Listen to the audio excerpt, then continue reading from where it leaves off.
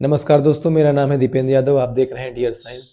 और आपने पहले इसका एक पार्ट देखा, अनसॉल्व 2022 इंटरमीडिएट सेट संख्या 1 है और कोड है हमारा GH। तो इसका पहले एक पार्ट आया था, आधा बाकी था, तो आगे हम लोग इसका कंप्लीट करते हैं। तो क्वेश्चन है, कह रहा सिल्वर CCP जालक द्वारा बनाता है और इसके क्रिस्टलों के एक्स किरण अध्ययन द्वारा पता चला कि इसकी एकक कोशिका के कोर की लंबाई 408.6 pm है।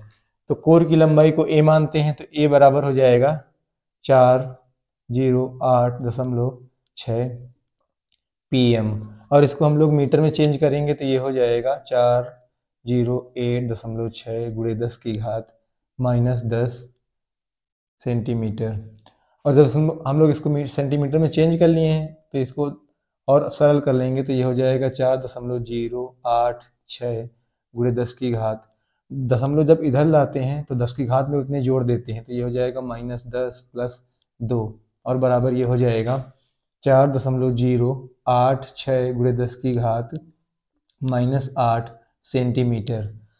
और CCP जालक में कह रहा है तो यहाँ पे Z बराबर हो जाएगा 4। Z परमाणुओं की संख्या है और 4 हो जाएगा। हमें यहाँ पे परमाणु द्रव्यमान दिया हुआ है और सिल्वर के घनत्व की गणना करनी है। तो घनत्व का सूत्र होता है D बराबर Z into M upon A³ into Na। Na क्या होता है? अवोगाद्रो संख्या होती है। तो Na को हम लोग भी लिख लेते हैं। Na का मान होता है 6.023 गुणे 10 की घात 23। ये होता है। सारे मान हमारे पास हैं, हम लोग लिख लेते हैं। तो ये हो जाएगा 4 गुणे, और m का मान ये यहाँ पे दिया हुआ है, तो पहले से दिया हुआ है क्वेश्चन में ही, तो इसको लिख लेते हैं गुणे 7.9 और बटे में ये हो जाएगा, ये वाली वैल्यू आ जाएगी, ये हो जाएगी 4.086 गुणे 10 की घात -8 क्यूब और गुणे में Na का मान हो जाएगा 6.023 गुणे 10 की घात 23। जब हम लोग इसको आगे और कैलकुलेट करेंगे तो ये हो जाएगा, 431.6। इसको गुणा करेंगे तो ये आ जाएगा और बटे में हो जाएगा 4.1.080 और इसको कैलकुलेट करोगे तो ये आ जाएगा 10.50 ग्राम प्रति सेंटीमीटर क्यूब। और यही हमारी D की वैल्यू हो जाएगी। दो का ख नंबर क्वेश्चन कह रहा है, वाष्प दाब में अपेक्षित अवनमन से आप क्या समझते हैं? विलेय के वाष्प दाब एवं मोल प्रभाज में अपेक्षिक अवनमन के बीच संबंध व्यंजक लिखिए। तो इसको हम लोग लिख लेते हैं। उत्तर है, राउल्ट के नियमानुसार अवाष्पशील विलेय पदार्थों के विलयन के लिए वाष्प दाब का अपेक्षिक अवनमन विलयन में विलेय के मोल प्रभाज के बराबर होता है। हमारा यही आंसर हो जाएगा। अगला क्वेश्चन है, दो का अगला ग नंबर क्वेश्चन है, कह रहा है मानक हाइड्रोजन इलेक्ट्रोड विभव को समझाइए। तो इसका उत्तर हो जाएगा मानक इलेक्ट्रोड विभव, ये हो जाएगा मानक हाइड्रोजन इलेक्ट्रोड वह हाइड्रोजन इलेक्ट्रोड जिसमें H2 गैस का दाब 1 वायुमंडल तथा विलयन में H+ आयनों की सांद्रता 1 मोल हो, तो मानक हाइड्रोजन इलेक्ट्रोड कहते हैं और इसका विभव 0 माना जाता है। यही हमारा आंसर हो जाएगा। अगला क्वेश्चन है घ नंबर, कह रहा विद्युत अपोहन को समझाइए या उसकी उपयोगिता लिखिए। तो हमारा उत्तर हो जाएगा विद्युत अपोहन प्रक्रम को तीव्र करने के लिए या करने हेतु विद्युत क्षेत्र का प्रयोग किया जाता है और इसे ही हम क्या कहते हैं? विद्युत अपोहन कहते हैं। विद्युत अपोहन विधि द्वारा किसी भी कोलाइड को अगर हमें शुद्ध करना है तो बहुत आसानी से हो जाता है। जैसे ही विद्युत धारा प्रवाहित की जाती है, अशुद्धियां जो होती हैं विपरीत आवेश की ओर तेजी से गमन करने लगती हैं। अगला क्वेश्चन है 3 का नंबर, कह रहा है स्टोइकियोमेट्री दोषों को सचित्र समझाइए। तो पहले तो हम लोग जान लेते हैं स्टोइकियोमेट्री क्या होता है। तो किसी क्रिस्टल में जब धन आयनों और ऋण आयनों का अनुपात रासायनिक सूत्र के अनुरूप होता है तो ऐसे क्रिस्टलों को स्टोइकियोमेट्री कहते हैं। अब ध्यान से देखना, जब ऋण आयन या फिर धन आयन अपना स्थान छोड़ जब ऋण आयन और धन आयन अपना स्थान छोड़ते हैं या फिर अंतराकाशीय स्थानों पर चले जाते हैं तो उन्हें उस प्रकार के उत्पन्न दोषों को स्टोइकियोमेट्री दोष कहते हैं। उस प्रकार के उत्पन्न दोषों को स्टोइकियोमेट्री दोष कहते हैं। 3 का नंबर क्वेश्चन कह रहा, तनु तथा सांद्र नाइट्रिक अम्ल की तांबे से अभिक्रिया का रासायनिक सूत्र लिखिए। तो चलिए हम लोग इसको करते हैं। तो पहले हम लोग लिख लेते हैं, सांद्र वाले को कर लेते हैं। तो ये हो जाएगा Cu प्लस HNO3 नाइट्रिक अम्ल, और ये हो जाएगा कॉन्सेंट्रेट। और जब हम लोग इसको आगे करेंगे तो ये हो जाएगा CuNO3 और इसको हम लोग कर लेते हैं 4 की मात्रा में। तो ये हो जाएगा CuNO3 plus 2NO3 plus 2H2O, ये हमारा हो जाएगा।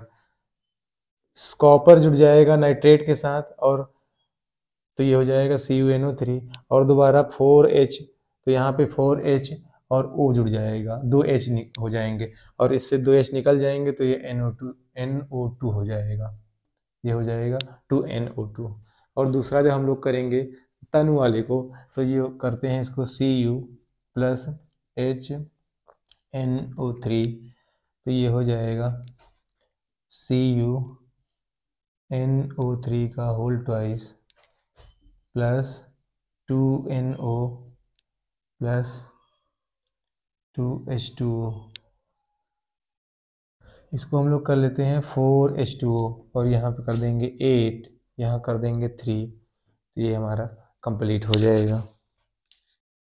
और जब हम लोग इसको बैलेंस करेंगे यहाँ पर भी 3 हो जाएगा, यही हमारा आंसर हो जाएगा। अगला क्वेश्चन है 3 का गा, कह रहा है एक तंदुर लिगेंड किसे कहते हैं, या फिर एक तंदुर लिगेंड को उदाहरण की सहायता से समझाइए। तो एक तंदुर को हम लोग पहले समझ लेते हैं, जिनके पास दाता परमाणु होता है, जिनके पास दाता परमाणु होता है उन्हें एक तंदुर दाता परमाणु होता है उन्हें एक तंदुर लिगेंड कहते हैं। उन्हें एक तंदुर लिगेंड कहते हैं। उन्हें एक तंदुर लिगेंड कहते हैं। H2O है, ये उदासीन है क्योंकि इसके पास दोनों होते हैं, और F माइनस है, ये ऋणात्मक है, और NO प्लस है, ये धनात्मक एक तंदुर लिगेंड। तो ये तीसरे का घ नंबर क्वेश्चन है, कह रहा ग्लूकोज तथा फ्रक्टोज की संरचना में अंतर स्पष्ट कीजिए। देखिए ग्लूकोज का सूत्र और फ्रक्टोज का सूत्र दोनों सेम ही होता है। ग्लूकोज का सूत्र होता है C6H12O6। तो इसकी संरचना हम लोग बना लेते हैं। तो इसकी संरचना बनती है, तो पहले हो जाता है CHO ग्रुप और फिर हो जाता है CHOH, इसको और फिर नीचे हो जाता है CH2OH। हम लोग काउंट करते हैं तो कार्बन, यहाँ पे एक कार्बन है और यहाँ पे एक कार्बन, 2 कार्बन हो जाते हैं, और यहाँ पे 4 हैं तो 6 हो जाते हैं, और हाइड्रोजन यहाँ पे 1 है, यहाँ पे 3 है, तो ये 4 हो जाते हैं। और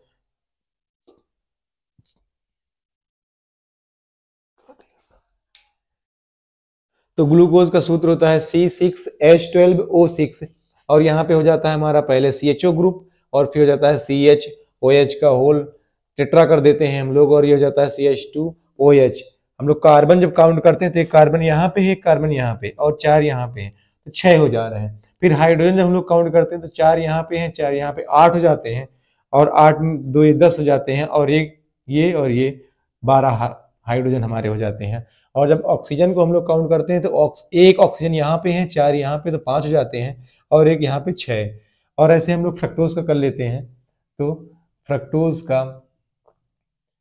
का सूत्र होता है C6H12O6, उसका भी यही होता है, लेकिन उसकी संरचना अलग होती है। तो उसकी संरचना हो जाती है CH2OH और बीच में एक कार्बोनिल समूह हो जाता है CO, एक कार्बोनिल समूह हो जाता है CO और फिर हो जाता है इसका CH2OH, CH2OH इसको होल थ्राइस कर देते हैं और फिर नीचे हमारा हो जाता है CHOH। हम लोग 2 कार्बन 2 1 3 3 कार्बन और 3 3 6 6 3 9 कार्बन और 9 3 12, तो हमारे हाइड्रोजन भी 12 हो जाते हैं। 2 हाइड्रोजन यहाँ पे 2 1 3 और 3 3 6 6 3 9 हो जाते हैं और 9 3 12। फिर ऑक्सीजन की बारी आती है तो ऑक्सीजन 1 है यहाँ पे, फिर 1 है तो 2 हो गए और 3 यहाँ, तो 3 2 5 और 5 1 6। तो यही हमारी फ्रक्टोज और ग्लूकोज की संरचना हो जाती है। चलिए अगले क्वेश्चन पे बढ़ते हैं। तो 4 का नंबर है और कह रहा है यहाँ पे कि एक सेल के लिए मानक इलेक्ट्रोड विभव 1.1 वोल्ट है। फिर हमें अभिक्रिया दी गई है और अभिक्रिया में पूछा गया है कि मानक गिब्स ऊर्जा की गणना कीजिए। तो मानक गिब्स ऊर्जा डेल्टा जी नॉट हमें बताना है। तो डेल्टा जी नॉट का फॉर्मूला होता है डेल्टा जी नॉट बराबर -n E naught cell into F, ये होता है। तो हम लोग -n यहाँ आसमान निकाल लेते हैं।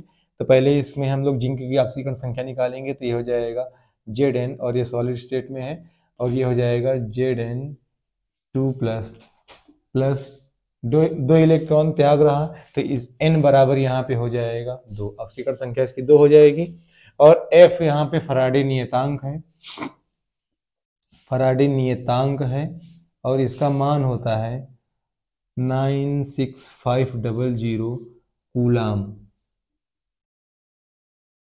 तो और यहाँ पे ई नॉट सेल की वैल्यू दी गई है 1.1 वोल्ट। सारी वैल्यू मिल गई है, हम लोग इसमें पुटअप कर देंगे। तो ये हो जाएगा -2 गुणे 1.1 वोल्ट गुणे 96500 और इसको हम लोग कैलकुलेट करेंगे तो ये हो जाएगा -21 23 कूलाम वोल्ट। फिर आगे हम लोग इसको कैलकुलेट करेंगे और कैलकुलेट करेंगे तो ये हो जाएगा -21 -212.3 किलो जूल प्रति मोल और यही हमारा आंसर हो जाएगा। तो नेक्स्ट क्वेश्चन है 4th का ख नंबर, कह रहा निम्न पर टिप्पणियां कीजिए और इसमें पहला है कह रहा वैद्युत कण संचलन। तो चलिए इसको हम लोग कंप्लीट करते हैं। तो वैद्युत कण संचलन, पहला है वैद्युत कण संचलन। तो यहाँ पे कह रहा है विद्युत क्षेत्र में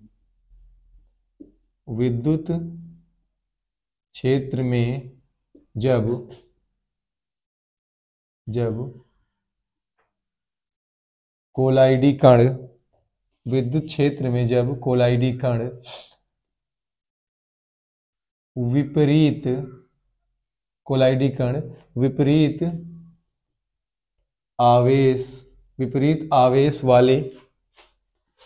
विपरीत आवेश वाले इलेक्ट्रोड की ओर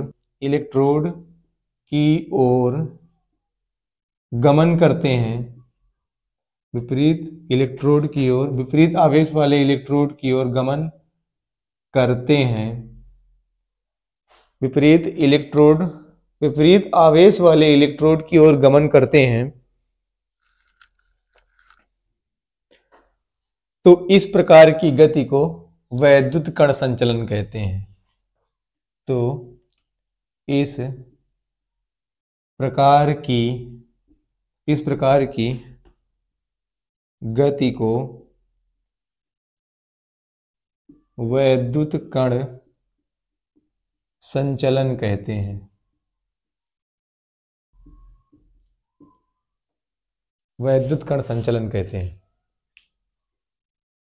और इसका सेकेंड पार्ट है कह रहा कि स्कंदन कीजिए और हमारा क्वेश्चन था कह रहा था निम्न पर टिप्पणियां कीजिए और ये कह रहा कि स्कंदन कीजिए।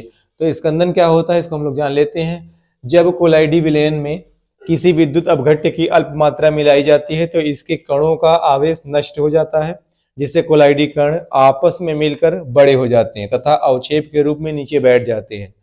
और इसी क्रिया को हम लोग क्या कहते हैं? स्कंदन कहते हैं। इसी क्रिया को हम लोग स्कंदन कहते हैं। तो हमारा अगला नंबर क्वेश्चन है, कह रहा कि फोर्थ का ग नंबर क्वेश्चन कह रहा कि एनिलीन के नाइट्रोकरण की विधि और अभिक्रियाओं के समीकरण दीजिए। तो पहले हम लोग चलिए इसको कंप्लीट करते हैं। तो ये अभिक्रिया होती है सांद्र सल्फ्यूरिक अम्ल और नाइट्रिक अम्ल के साथ। तो हम लोग लिख लेते हैं इसको, सांद्र H2SO4 और सांद्र HNO3, और ये होती है 228 केल्विन ताप पर। और होता क्या है, हमारा एमीन होता है। और जब यह अभिक्रिया होती है तो पहले बनता है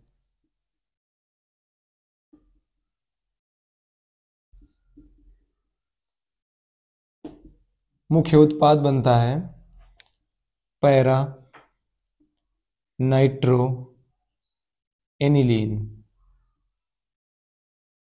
और फिर दूसरा उत्पाद बनता है मेटा नाइट्रो एनिलीन। तो ये हो जाता है मेटा नाइट्रो एनिलीन। और तीसरा होता है, तीसरा हमारा हो जाता है आर्थो नाइट्रो एनिलीन। तीन उत्पाद बनते हैं और मुख्य उत्पाद हमारा पैरा नाइट्रो एनिलीन होता है, और ये होता है 51%, ये होता है 51%। और सेकेंड जो है हमारा मेटा नाइट्रो एनिलीन है, ये बनता है 47%, 47%। और ये थर्ड जो उत्पाद होता है ऑर्थो नाइट्रो एनिलीन, ये हो जाता है 2%। और ये हमारी अभिक्रिया संपन्न हो जाती है। तो नेक्स्ट क्वेश्चन है हमारा, कह रहा कि घ नंबर 4 का घ नंबर कह रहा ग्लूकोज की निम्न से अभिक्रिया का रासायनिक समीकरण दीजिए। और NH2OH है और दूसरा HCN है। तो दोनों की उपस्थिति में हमें ग्लूकोज की अभिक्रिया का समीकरण लिखना है। चलिए हम लोग पहले का लिख लेते हैं। तो पहले ग्लूकोज को लिख लेते हैं। तो ये हो जाएगा CHOH, इसको 4 बार कर देते हैं और ये हो जाएगा CH2OH। ये हमारा ग्लूकोज हो गया। और किसकी उपस्थिति में? इसकी उपस्थिति में करना है NH2OH, इसकी उपस्थिति में करना है तो हमारा बन जाएगा, ये हो जाएगा C2OH। और ऊपर हमारा ये वाला CHO, इसके बंध टूट जाएंगे और ये हो जाएगा CH डबल बॉन्ड NOH। और इसका नाम हो जाएगा, ऑक्साइम।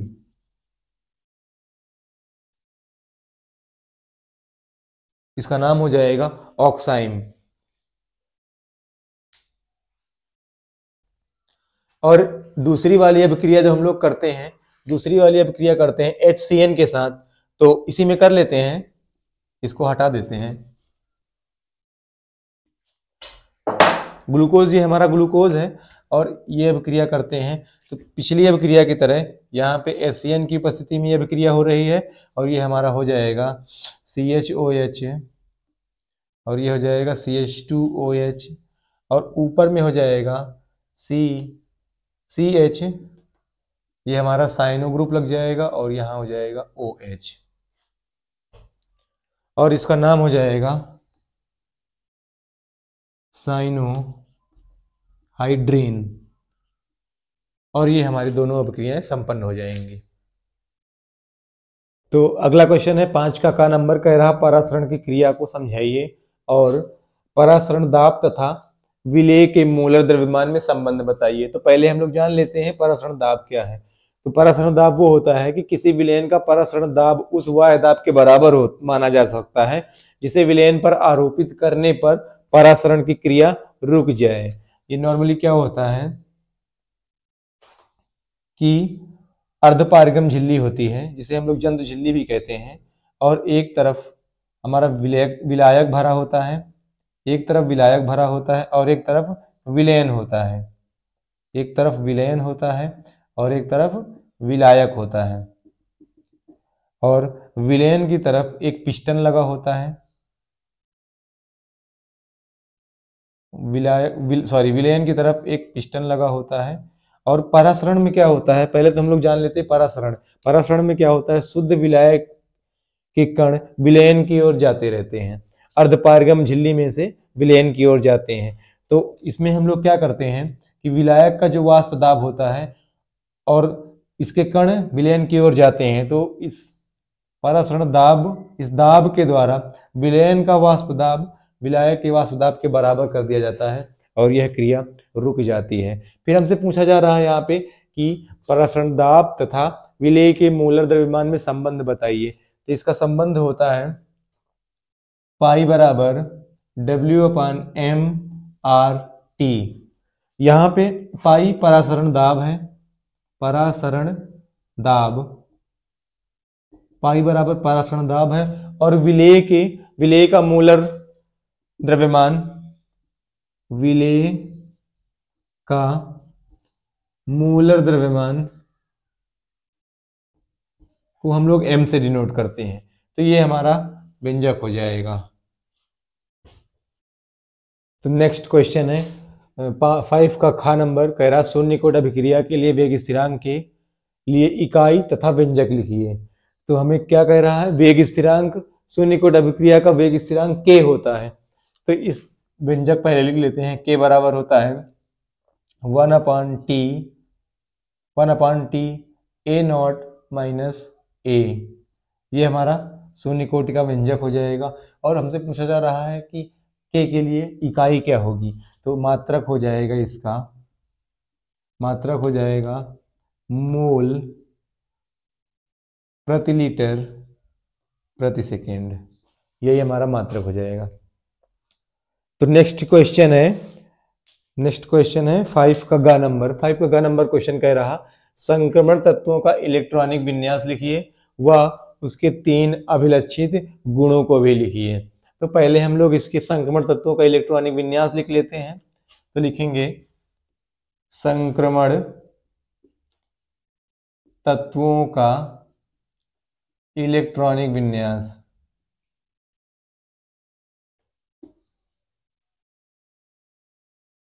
और इसका इलेक्ट्रॉनिक विन्यास होता है n-1 d1-10 ns1-2 होता है। तो ये हमारा इलेक्ट्रॉनिक विन्यास इनका हो गया। और फिर हमें इसके 3 अभिलक्षित गुण लिखने हैं। तो पहला लिख लेते हैं परमाणु त्रिज्या, परमाणु त्रिज्या।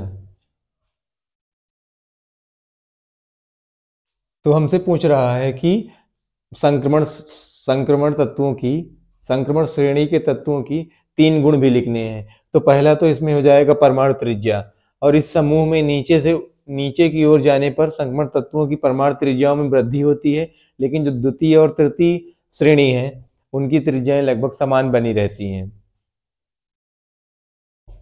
दूसरा गुण इसका है आयनिक त्रिज्याएं। आयनिक त्रिज्याएं इसकी ऑक्सीकरण अवस्था में वृद्धि के साथ घटती हैं। और तीसरा गुण हम लोग इसका लिख लेते हैं, तीसरा गुण लिख लेते हैं घनत्व। तीसरा इसका गुण हो जाएगा घनत्व। और घनत्व संक्रमण श्रेणी में बाएं से दाएं जाने पर घनत्व में वृद्धि होती है। तो ये हो जाएगा संक्रमण तत्वों की श्रेणी में बाएं से दाएं जाने पर घनत्व में वृद्धि होती है, घनत्व में वृद्धि होती है। तो ये हमारे 3 गुण हो गए, इलेक्ट्रॉनिक विन्यास हो गया और ये हमारा क्वेश्चन कंप्लीट हो गया। 5 का घ नंबर क्वेश्चन कह रहा है उपसह संयोजन यौगिकों के बर्नर सिद्धांत की व्याख्या कीजिए।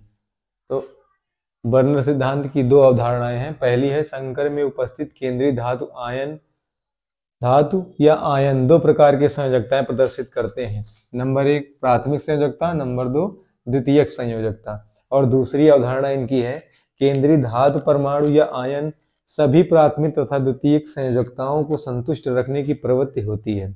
इसकी पूर्ति के लिए केंद्रीय धातु परमाणु या आयन एक या अधिक ऋणात्मक आयनों से प्राथमिक तथा द्वितीयक दोनों प्रकार की संयोजकताओं द्वारा जुड़ सकते हैं। 2 अवधारणा दी थी बर्नर ने। 6 का नंबर क्वेश्चन है, कह रहा अमोनिया के निर्माण की औद्योगिक विधि का वर्णन कीजिए और चित्र भी हमें दर्शाना है और उसके रासायनिक समीकरण भी बताने हैं। और इसमें 2 और है, कॉपर सल्फेट तथा सिल्वर क्लोराइड अभिक्रिया के रासायनिक समीकरण देने हैं। चलिए हम लोग पहले देखते हैं। औद्योगिक निर्माण विधि की सबसे पहली विधि है हैबर विधि। इसमें नाइट्रोजन और नाइट्रोजन प्लस हाइड्रोजन दोनों मिलकर अमोनिया का निर्माण करते हैं। तो ये इस समीकरण इसका लिख लेते हैं हम लोग H2 प्लस N2 और दोनों मिलके ये एक उत्क्रमणीय अभिक्रिया है। तो ये वाला रिवर्सिबल वाला चिन्ह हम लोग बनाएंगे और ये बनाते हैं NH3। बैलेंस करेंगे हम लोग इसको, यहाँ पे कर देंगे 2 क्योंकि नाइट्रोजन 2 है, तो यहाँ 2 कर देंगे, नाइट्रोजन की 2 की मात्रा हो जाएगी। हाइड्रोजन यहाँ पे द्वितीयांश 6 हो जा रहे हैं तो हम लोग यहाँ 3 कर देंगे। और इस अभिक्रिया में ऊष्मा निकलती है, इस अभिक्रिया में ऊष्मा निकलती है, यह एक ऊष्मा क्षेपीय अभिक्रिया है और इसमें ऊष्मा निकलती है तो इसको हम लोग लिख लेंगे डेल्टा H ऊष्मा को, और ऊष्मा निकलती है -93.6 प्रति मोल, ये ऊष्मा निकलती है। तो ये हमारे हैबर विधि का चित्र है और इसमें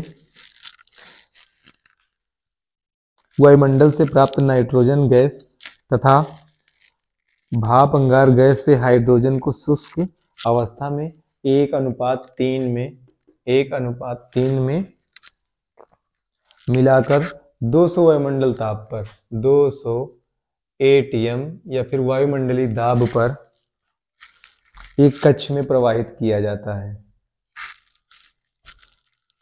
जहां पर लगभग, जो कि हमारा ये वाला चैम्बर है, जहां पर लगभग 500 डिग्री सेंटीग्रेड पर उत्प्रेरक रखा जाता है और इस कक्ष में ये दोनों गैसें आपस में क्रिया करके अमोनिया बनाती हैं। बची गैसों को फिर से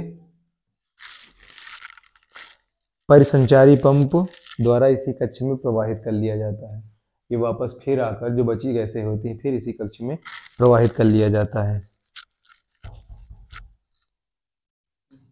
और फिर उसके आगे कैल्शियम कार्बाइड जिसका सूत्र होता है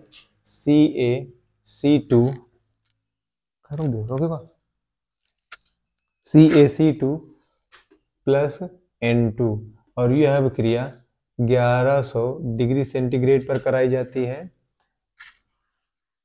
तो CaCN2 प्लस कार्बन बनता है, CaCN2 प्लस कार्बन बनता है और जिसका नाम नाइट्रोलियम होता है, जिसका नाम नाइट्रोलियम। और फिर यही अभिक्रिया दोबारा करा दी जाती है CaCN2 के रूप में प्रयोग किया जाता है। इसकी अभिक्रिया कराते हैं जल के साथ, जलवाष्प के साथ, और ये होती है 180 डिग्री सेंटीग्रेड पर। ये होती है 180 डिग्री सेंटीग्रेड पर 3 से 4 वायुमंडलीय दाब पर, 3 से 4 ATM दाब पर। तो ये अभिक्रिया होती है तो इससे हमें अमोनिया प्राप्त होती है, इससे हमें अमोनिया प्राप्त होती है और CaCO3 प्राप्त होता है, कैल्शियम कार्बोनेट CaCO3 प्राप्त होता है। इसको हम लोग बैलेंस कर लेंगे। यहाँ हम लोग कर लेंगे जल की मात्रा 3 और अमोनिया की मात्रा हो जाएगी यहाँ पर 2 और इस अभिक्रिया से हमें अमोनिया प्राप्त हो जाती है। फिर इसमें हमें आगे कह रहा है इसके रासायनिक समीकरण लिखने के लिए, यानी कि पहला कह रहा है कि अमोनिया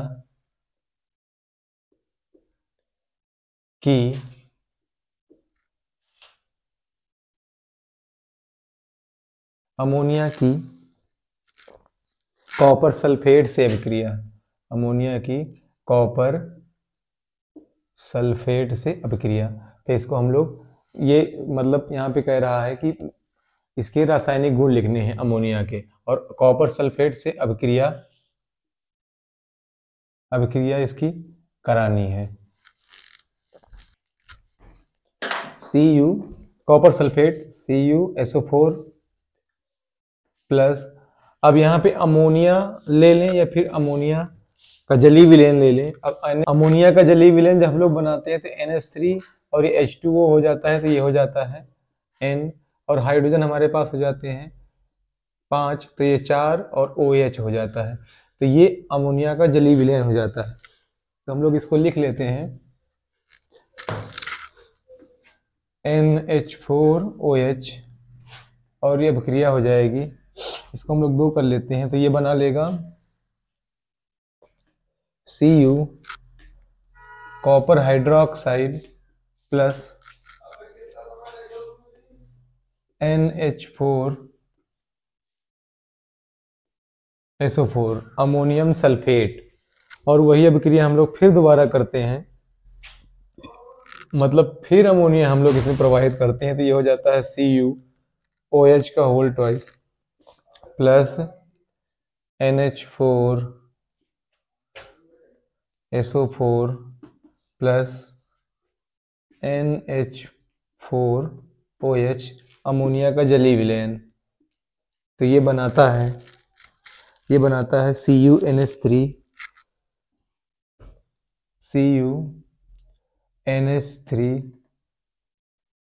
CuNH3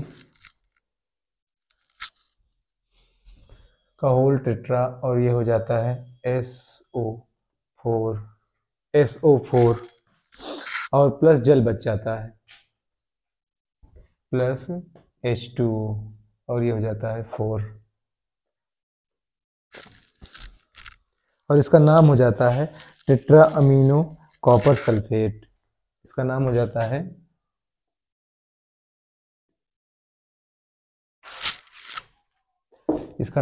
है टेट्रा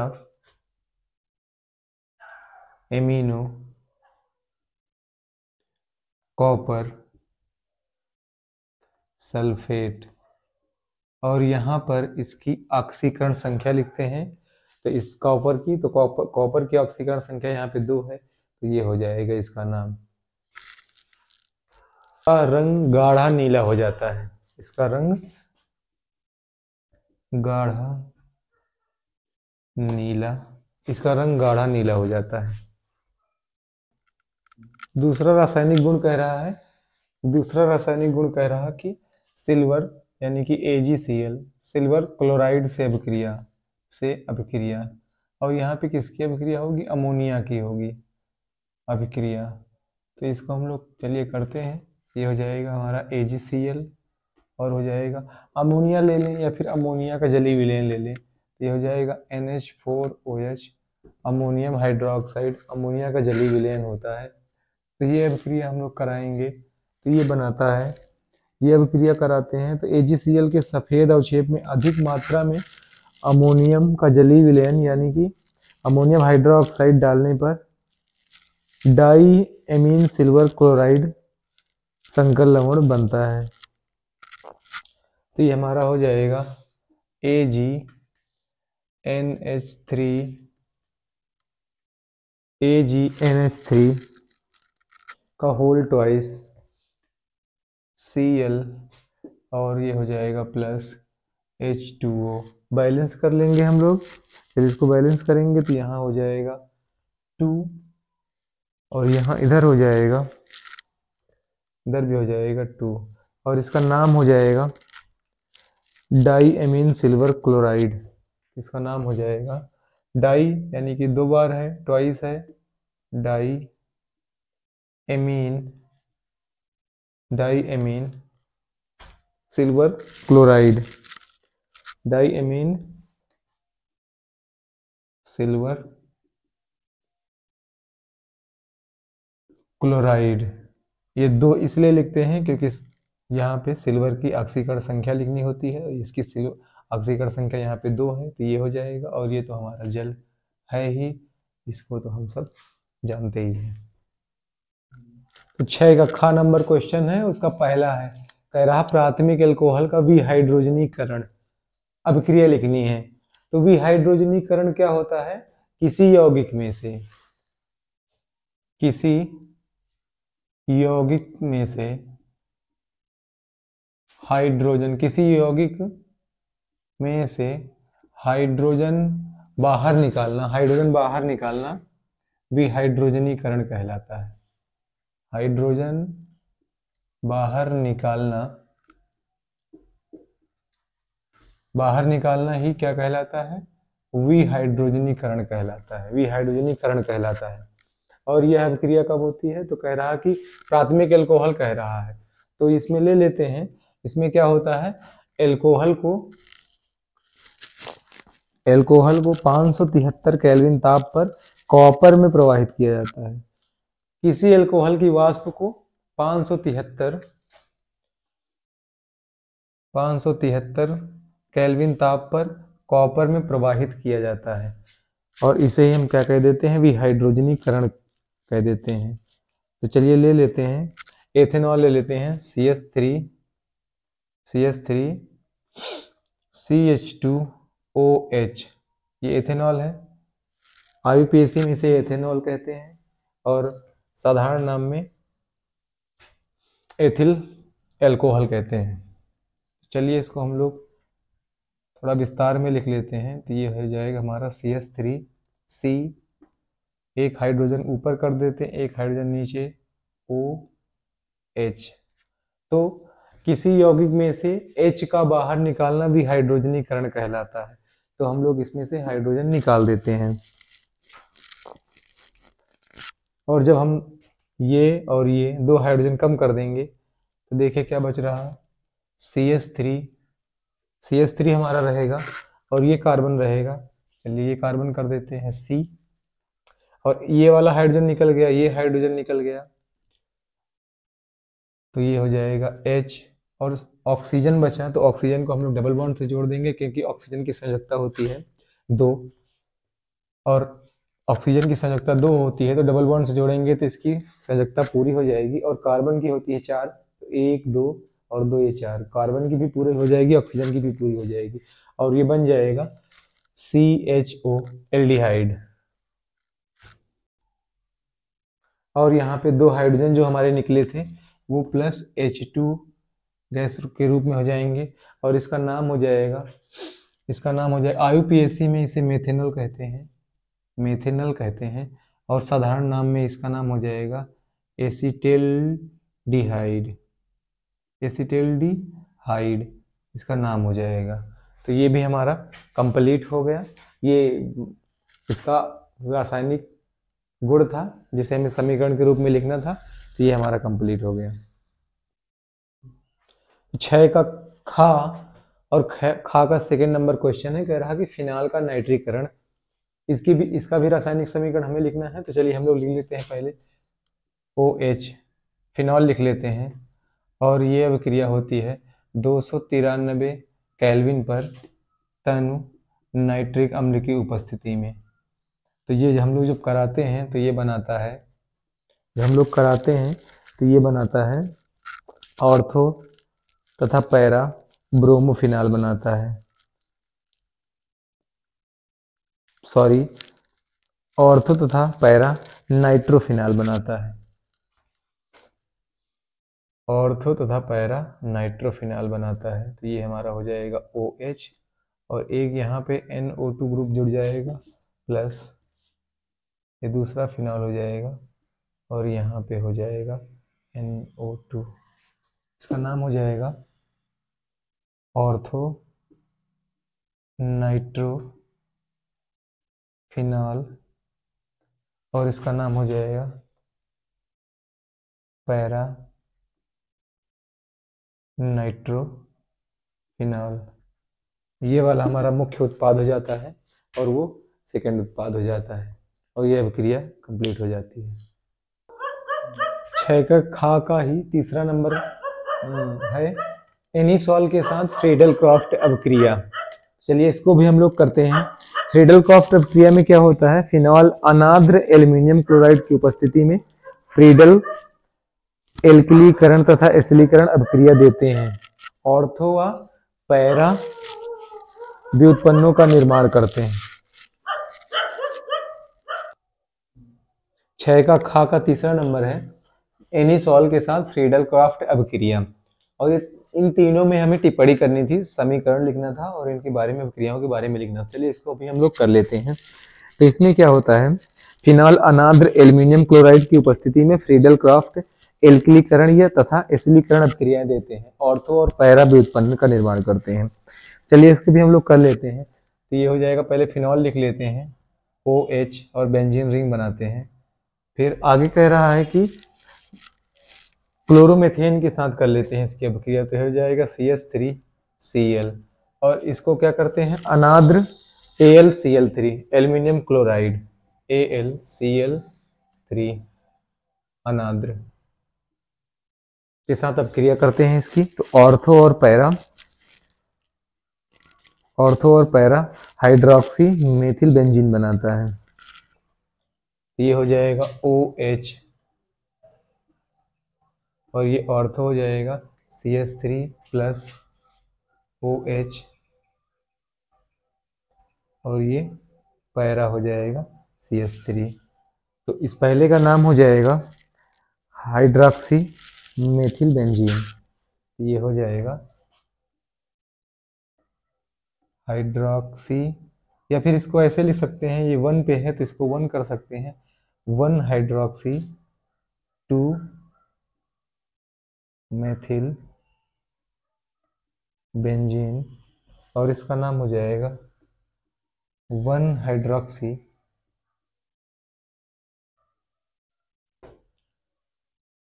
4 मेथिल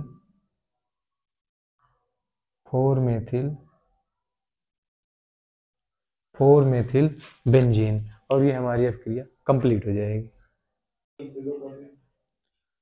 7 नंबर क्वेश्चन है और ये हमारा लास्ट क्वेश्चन है, 5 नंबर में आता है, और इसका का नंबर कह रहा है क्लोरोबेंजीन के साथ हैलोजनीकरण, नाइट्रीकरण, सल्फोनीकरण तथा फ्रीडल क्रॉफ्ट अभिक्रिया का समीकरण लिखिए। तो चलिए हम लोग लिखते हैं, पहले हैलोजनीकरण का लिख लेते हैं। तो इसको पहले हम लोग लिखेंगे क्लोरोबेंजीन, तो यहाँ पे हो जाएगा Cl, और बेंजीन रिंग बनाएंगे, ये हो गया क्लोरोबेंजीन, और कह रहा है हैलोजनीकरण, पहली अभिक्रिया हैलोजनीकरण लिखनी है, तो ये हो जाएगा Cl2 ले लेते हैं, और ये होता है FeCl2 FeCl3 की उपस्थिति में, ये होता है FeCl3 की उपस्थिति में, और ये जब हम लोग आगे करते हैं तो ये बन जाता है बेंजीन रिंग क्लोरोबेंजीन, और यहाँ ऑर्थो पर क्लोरीन लगी होती है, और जो अगला बनेगा हमारा उत्पाद उसमें हो जाएगी बेंजीन, और यहाँ पैरा पे क्लोरीन होती है, तो इसका नाम हो जाएगा 1, इसको हम लोग 1 मान लेते हैं, इसको 2 मान लेते हैं, ये 1 2 3 4, तो ये हो जाएगा 1, 2, 2 बार है डाई क्लोरोबेंजीन, और इसका नाम हो जाएगा 1, 4 डाई क्लोरो बेंजीन, ये भी हमारी हो जाएगी, और ये हमारा हो जाएगा हैलोजनीकरण, हमारा कंप्लीट हो जाएगा। तो आगे हैलोजनीकरण हमारा हो गया है, नाइट्रीकरण कर लेते हैं। चलिए हम लोग देखते हैं, क्लोरोबेंजीन लिख लेते हैं Cl, ये हमारा क्लोरोबेंजीन हो गया। और नाइट्रीकरण कह रहा तो ये हो जाएगा नाइट्रिक अम्ल के साथ HNO3, और ये होती है सल्फ्यूरिक अम्ल की उपस्थिति में H2SO4। तो ये हमारा बना लेता है क्लोरोबेंजीन, और इसके ऑर्थो पर नाइट्रो लग जाता है, और सेकेंड उत्पाद जो बनता है क्लोरोबेंजीन होती है हमारी, और यहाँ पैरा पर इसके नाइट्रो हो जाता है। तो इसका नाम हो जाता है ऑर्थो नाइट्रो क्लोरोबेंजीन, और इसका नाम हो जाता है पैरा नाइट्रो क्लोरोबेंजीन। ये हमारी अभिक्रिया कंप्लीट हो जाती है। ये हमारा हाइड्रोजनीकरण हो गया, नाइट्रीकरण हो गया। अब हम लोग करते हैं सल्फोनीकरण करते हैं। तो ले लेते हैं क्लोरोबेंजीन को, ले लेते हैं Cl और बेंजीन रिंग बना लेते हैं। ये अभिक्रिया होती है सल्फ्यूरिक अम्ल के साथ H2SO4। तो ये अभिक्रिया जब हम लोग करते हैं तो ये हो जाता है क्लोरोबेंजीन, और ऑर्थो पर हमारा लग जाता है SO3H ग्रुप प्लस सेकेंड उत्पाद जो बनता है क्लोरोबेंजीन, और इसके पैरा पे लग जाता है SO3H ग्रुप, और इसका नाम हो जाता है ऑर्थोक्लोरोबेंजीन सल्फोनिक अम्ल, ऑर्थोक्लोरोबेंजीन सल्फोनिक अम्ल। वैसे ही उसका भी नाम हो जाएगा पैरा क्लोरोबेंजीन सल्फोनिक अम्ल, सेकेंड वाले उत्पाद का। और ऐसे ही हमारी अभिक्रिया कंप्लीट हो जाती है।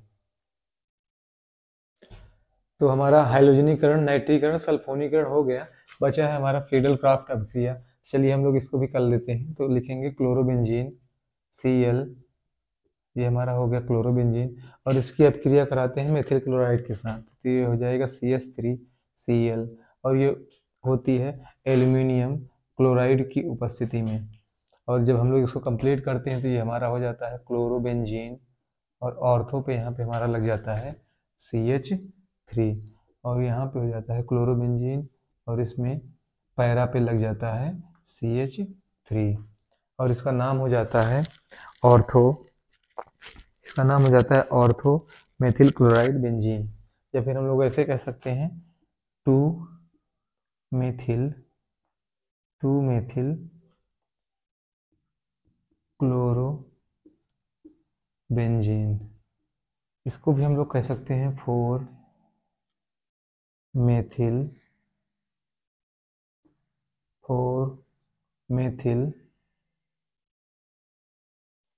क्लोरोबेंजीन।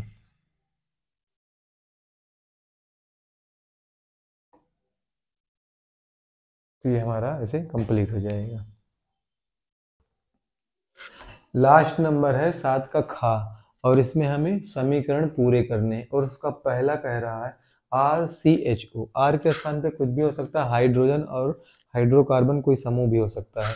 तो कह रहा है RCHO। CHO क्या होता है? एल्डिहाइड होता है, और खाली स्थान दिया हुआ है, और कह रहा है 3OH ऋण आयन है, प्लस फिर आगे कह रहा है ये अभिक्रिया को कंप्लीट करनी है। RCOO minus plus 2Ag plus 2H2O plus 4NH3। तो इसे हमें कंप्लीट करना है। अब हमें याद ध्यान करना है कि यहाँ पे क्या एक्स्ट्रा आया है। यहाँ पे हमें देखिए सिल्वर है, और यहाँ पे अमोनिया ली गई है। तो हम लोग इसको कंप्लीट करते हैं।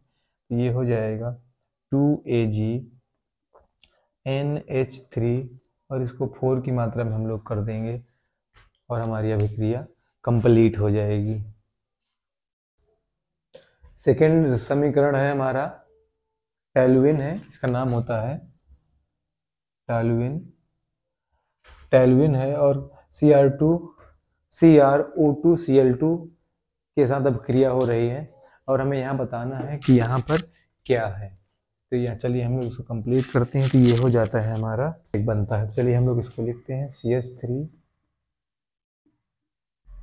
और यहाँ ऑर्थो पर यहाँ हो जाता है OCrCl2OH, OCrCl2OH।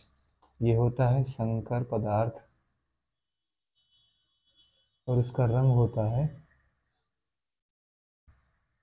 भूरा। भूरे रंग का संकर पदार्थ बनता है और ये हमारी का अब क्रिया कंप्लीट हो जाती है।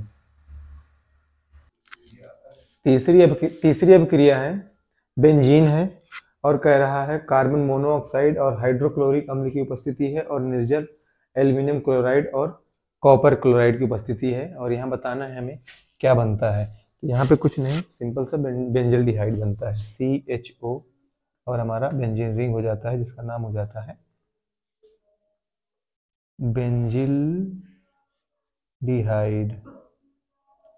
बेंजल्डिहाइड बनता है। तो ये हमारा था अनसॉल्व्ड 2022 सेट 1 GH और ये हमारा कंप्लीट हुआ और नेक्स्ट अनसॉल्व फिर मिलेगा आप सबको। और वीडियो पसंद आया हो तो सब्सक्राइब जरूर कीजिएगा। धन्यवाद।